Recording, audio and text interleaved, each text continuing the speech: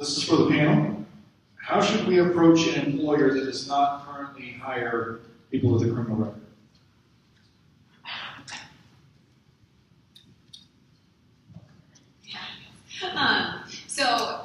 We actually, this last April for Second Chance Month, held a panel at the National Press Club that was specifically addressing employment. And one of the folks we had there was from Butterball Farms. And they have actually, as a company, hired a lot of people with criminal records, and they noticed that these employees were very hardworking, that they had less turnover, that they had great attitudes, that they stayed longer with the company. And so they started asking some of their colleague companies they shared during this panel, do you hire people with criminal records? And some of the other companies were like, no, why would I? Oh, I can't imagine.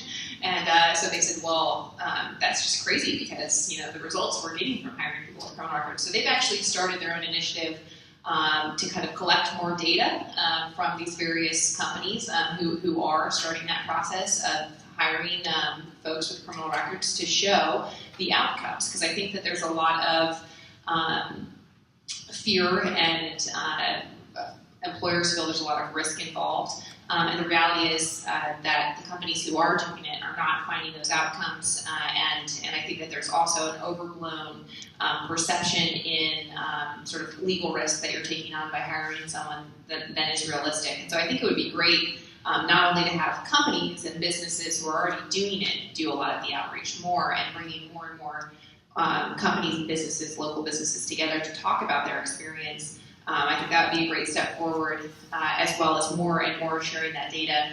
The risk convergence data I mentioned, I think is a great thing to talk to employers about. Hey, actually, over time, looking at someone who committed a crime that has stayed the straight path all this time, we know that their probability of recommitting that crime has gone drastically down below that of the general public.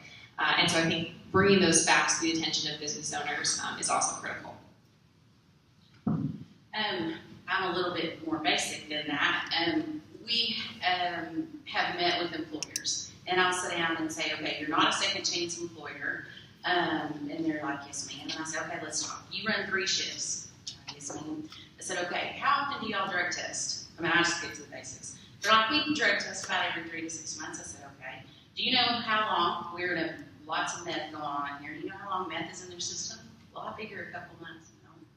Do you know what shift they work that really brings it? And it's all the way to the basics, to where I can look at that employer and say, if you hire someone that is seeing an officer, do you know that that person is so much more accountable than someone who's not seeing an officer?